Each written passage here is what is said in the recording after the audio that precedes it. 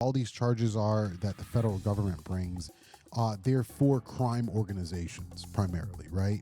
And once again, criminal and civil cases are totally different. The burden of proof in a criminal case is way higher than a civil case, right? So, basically what the government was trying to prove in that situation was, hey, Bad Boy Entertainment was a criminal enterprise. Yes, at some point it became non-consensual, but that was the big thing. So I think that's one of the reasons why on count 2 and count 4 he was found not guilty. No, but you hit the nail on the head. I mean, even with you saying that, it brings up some of the stuff that I've seen on the case leading up to it, which is his defense basically saying, oh yeah, hey, you know what, he did engage in prostitution and he might have hired all of these escorts, but does that mean that he's guilty for racketeering? And that's why they didn't let him out on bond. Those were such serious charges that the government was like, nah, you're flight risk, like we're not letting you out.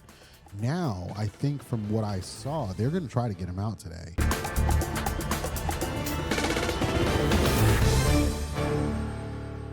Hey everybody, welcome back to another episode of the Only Lawsuits podcast. Sorry about the delay, in not having any recent episodes. We've been very, very busy here at the firm, and the media company has also picked up quite substantially. But today is a great episode because how we started the Only Lawsuits podcast revolved around the Diddy trial. And now today, the verdict has actually been delivered on the Diddy trial. And we've been doing this for about a year. So verdict is out. And I'd like to give a shout out to 50 Cent for being one of the most creative Instagram posts about it. If anyone gets a chance to look at 50's post, it was pretty hilarious. I'm going to pull it up really quick. And we'll put it on the screen for everybody to see.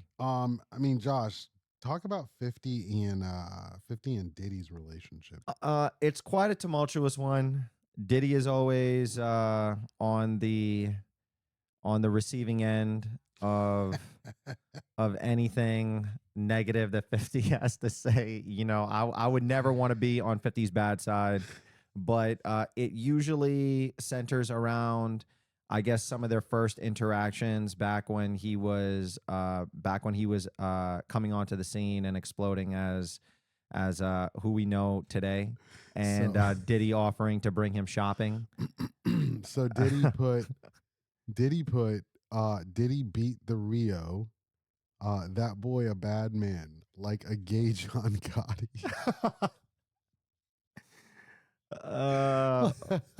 That's actually the first positive thing that he's probably said about Diddy in a while, even though it's like a backhanded compliment. I think it was to be Rico. I think it was supposed to be Rico, yeah, but not Rio. Who knows? Let's talk about, him being gay. Was there any videos? So I know we had previously played the cheeks getting clapped, audio purportedly about Meek Mill's.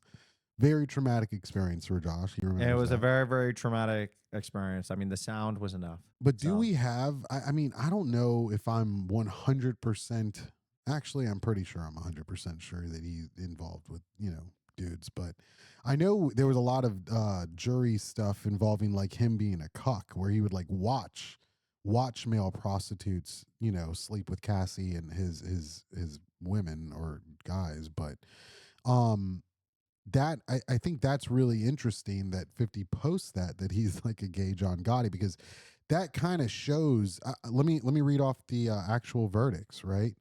So he was found not guilty on count 1, which is a racketeering conspiracy, very serious charge.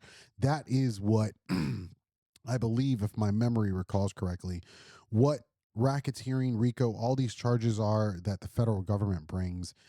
They're for crime organizations primarily, right?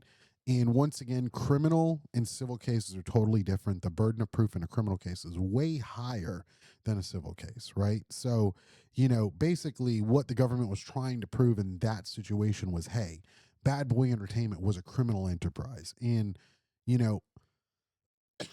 while I didn't listen to the entire criminal trial, one of the big things I heard a lot of critics state is that the government had a very hard time linking the criminal enterprise to Bad Boy Entertainment specifically to this sex trafficking situation. I don't think the government did a good job at presenting the fact that Bad Boy Entertainment was specifically created for sex trafficking, similar to how the mafia was created to promote gambling and, drugs or whatever it is the mafia did. Um, there was a clear distinguishment that the mafia was a criminal organization and it was primarily built for criminal patterns, whereas I think Bad Boy was just a music production company that ended up, becoming bad boys, and they did a bunch of bad shit. I don't necessarily think that the organization was necessarily primarily focused at being a criminal enterprise, if that makes sense.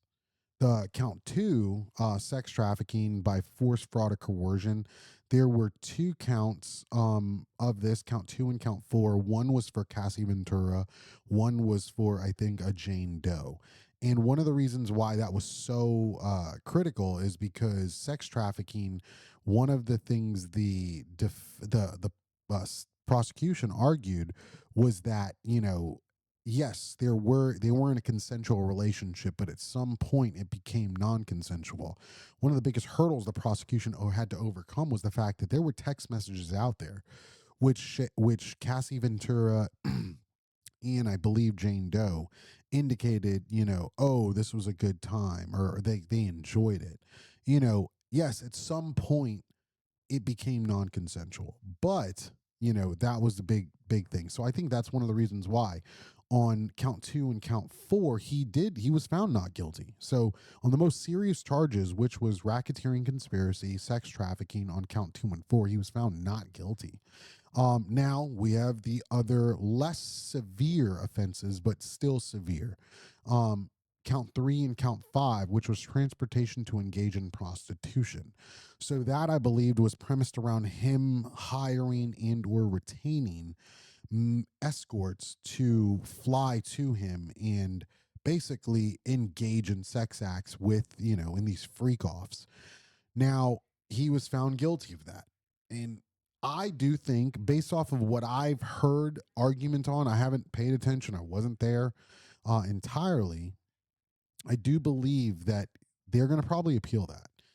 Because from what I remember, there was situations where he may have directed his employees to hire the prostitutes, and I believe his assistants hired the prostitutes. So that may be something that they may try to do. But I think he had general knowledge of it and directed. So that may be an interesting case, nonetheless. So, Well, that was one thing that I wanted to ask you. Do you think that the prosecution had a very challenging time based off the fact that a lot of the stuff that was happening was done by people that Diddy had quote unquote told to go and do it. So whether that's like, purchasing the thousands of bottles of baby oil, or hiring all of the prostitutes, or running the rings themselves, because Diddy wasn't the one who directed it himself, and it was somebody else. Do you think that it put a larger burden of proof on the prosecution? so from my understanding of RICO, and once again, I don't do criminal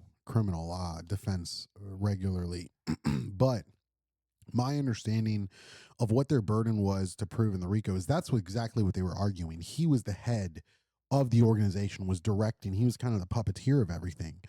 But I just think they had a very hard time proving it based off of what was going on. And I think the fact that he ultimately, the jury didn't find him guilty of the racketeering and conspiracy stuff. I think it really, undermines the overall. I guess they just didn't do a good job at proving to the jury that yes, he was that criminal kingpin per se.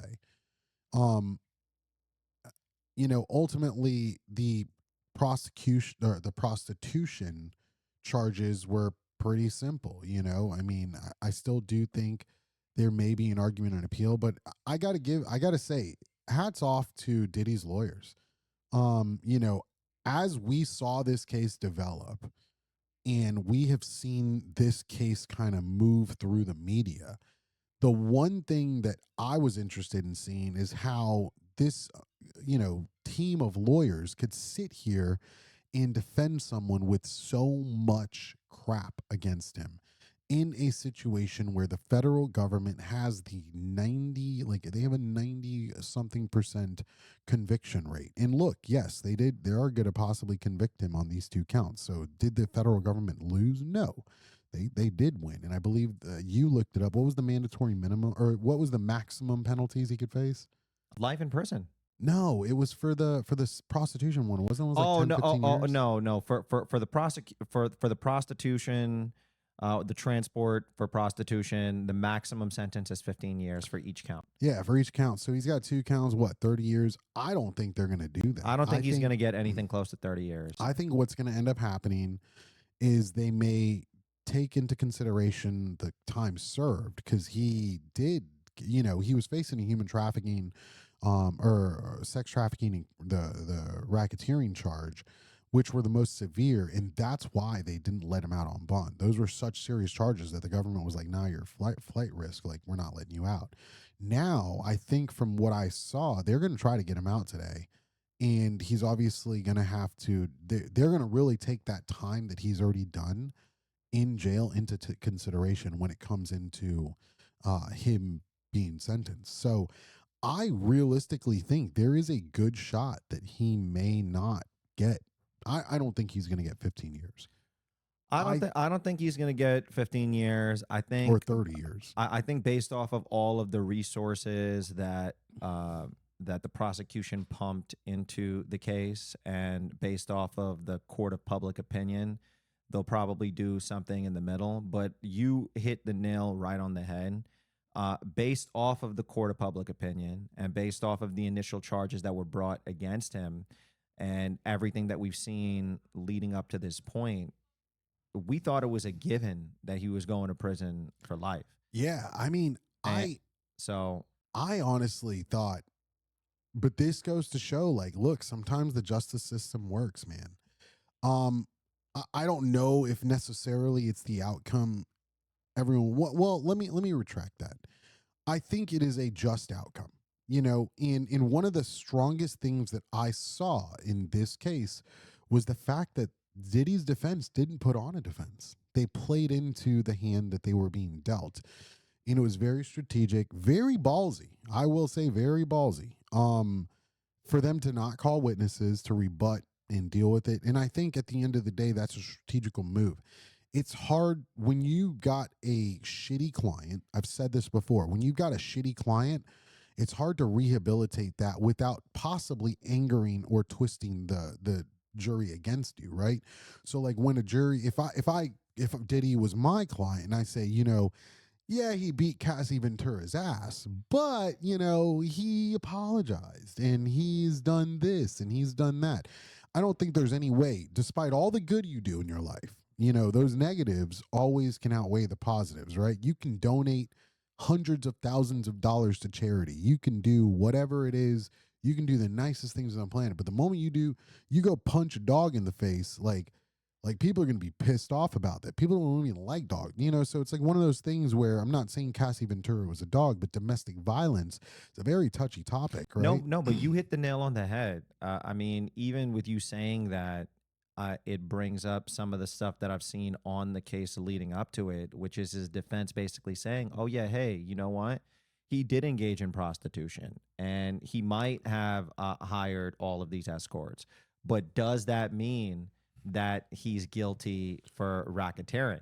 Right. Yeah. So they kept on circling back to that. Like, so even when you hit the nail on the head, when they kept on showing footage of him abusing Cassie in the hallway, which is one of the primary pieces of evidence that they kept on using, they would always say, yes, he did do this, but does it make him guilty for racketeering? Exactly. Yeah. And they played into the concept of what you do in the bedroom is not, a crime. And yeah, listen, assault, battery, those are crimes. But here's the thing.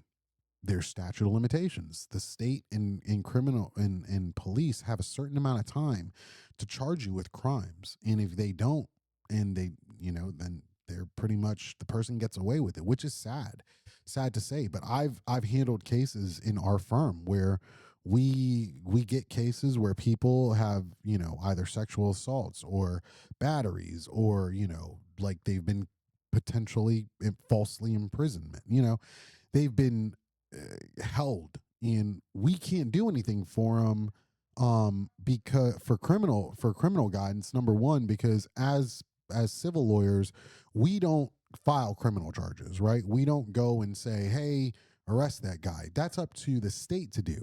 9 times out of 10, if you don't timely act on that, evidence gets destroyed, or it's just not, the state has a hard time of hitting their burden of proof, so it's hard for them to even pursue anything. So it's one of those things where, look, people do commit crimes and get away with it sometimes, and which sucks. But at the end of the day, the defense played a very strong hand. And it was like, look, yeah, we're not saying he's an angel, but he did this stuff, but it doesn't amount to racketeering. It doesn't amount to conspiracy. It doesn't amount to sex trafficking. This was a relationship that was just riddled with domestic violence. And I think it was a very interesting approach. I do think it was crafty. And this goes to show why you want to get good lawyers that know what they're doing. Because listen, they were playing the cards that were dealt. They were playing the cards that were dealt with them, and that's what lawyers got to do. And, at the end of the day, you're only as good as your client as a lawyer. And I'll say it time and time again, man. Even if it's a shitty strategy, sometimes it works. I mean, he just went from life in prison to possibly only 15 years, which, I feel bad for anyone that's incarcerated with him. But I'm safe, and our boy Mario's safe. Mario does have some neck pain though. Yeah, he did. He was in the office today. He had to leave early because he was feeling some neck pain, and we told him Diddy's going to be out, and he looked pretty worried. I'm not going to lie. He is low hanging fruit right now. He is low hanging fruit. Yeah, we've been picking on Mario a lot lately, but he's intern recently changed over to more of a longer term part-time full-time employee while he's in law school. Does incredible work as a legal assistant here. Yeah, shout out to Mario. He likes to remind us he was hit by a car every week. So. Every week. It was a pretty devastating car crash. In fact, now that the Diddy case is over, we are going to remind the listeners that Mario was hit by a car every week. Every week, we're going to remind you guys that Mario was hit by a car, because we here at Kraken Law Group also handle auto accidents. So it is a good reminder, but also a reminder for us as a firm that, hey, we're very, very good at what we do. If they crack your back, hire Kraken Man. Okay. So what to end it, what is your guess? We'll see by the time the episode comes out how much time he actually serves. So the maximum sentence for each of the guilty counts is 15 years. Yeah. The only prior thing that Diddy has had on his record was back in the day, the criminal charges for, owning the gun and somebody being shot at the club. Yeah, right? But he wasn't even found guilty on that. So based off of what you've seen prior and how great of a job the defense did, how much time do you think he'll serve total? I mean, I'm just shooting from the hip. I have no idea how the sentencing is going to work from this. But, if I were going to say something, I say based off my very low understanding of how sentencing works, I think maybe they do like 5 years, give him time served, and then they say he's on like house arrest for like they let him out on like a probation house arrest for like another 3 years or some shit, or 4 years. I think it's going to be something like that. Because hiring prostitutions and facilitating the trafficking of prostitutes is definitely a serious crime. But at the end of the day, I think, and once again, I have no idea how the sentencing works, but I think if I'm just thinking about it, the prostitutes also chose to come, and they can argue that, look, this is adults, engaging in sex acts, so it is what it is. I think at the end of the day, the big picture is the penalty he's going to face is not only the time that he's done, it's the immense amount of ridicule. It's the immense amount. His image is ruined for the rest of his life. It is. Yeah. I think realistically, this is he's not going to do severe time, in my opinion. I don't think he will.